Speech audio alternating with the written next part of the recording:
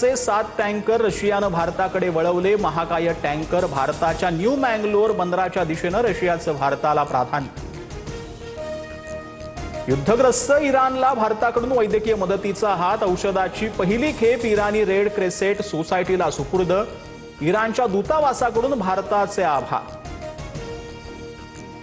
राज्यात सलग 7व्या दिवशी घरगुती सिलेंडरसाठी रांगा। मुंबईसह धाराशिव, यवतमाळ, साताऱ्यात सकाळपासून नागरिक रांगेत। ऑनलाईन बुकिंगच्या तांत्रिक अडचणींमुळे नागरिक हैराण। राज्यात व्यावसायिक गॅसचा तुटवडा। कुठे इलेक्ट्रिक शेगड्या तर कुठे चुली पेटल्या। गॅस टंचाईमुळे शिवभोजनपासून खाऊ गल्लीपर्यंत चूल पर्व सुरू। संदीप देशपांडेंच्या इंदुरी चाटलाही गॅस टंचाईचा फटका। व्यावसायिक सिलेंडर वाटपाबद्दल केंद्र सरकारचा नवीन निर्णय। राज्यांना दिल्या जाणाऱ्या एलपीजी वाटपाच्या कोट्यामध्ये 10% वाढ। अत्याचार प्रकरणातील भोंदूबाबा अशोक खरातला 6 दिवसांची पोलीस कोठडी। 58 आक्षेपार्ह व्हिडिओचा डेटा पोलिसांच्या ताब्यात। नामांकित महिला आणि सेलिब्रिटीजचे चेहरे समोर येण्याची शक्यता।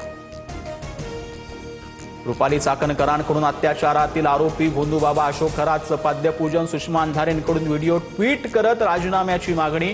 तर खरातवरील आरोपांशी माझा वैयक्तिक संबंध नाही, पोलीस निष्पक्षपणे चौकशी करतील, चाकणकरांकडून स्पष्ट।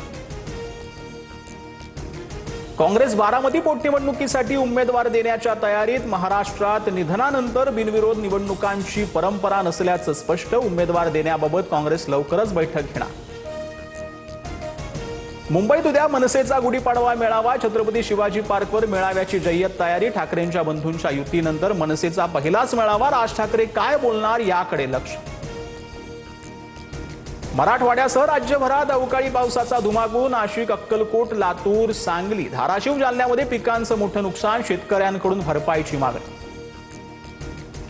पुढील 2 दिवस राज्यात वादळी वाऱ्यासह गारपिटीचा इशारा।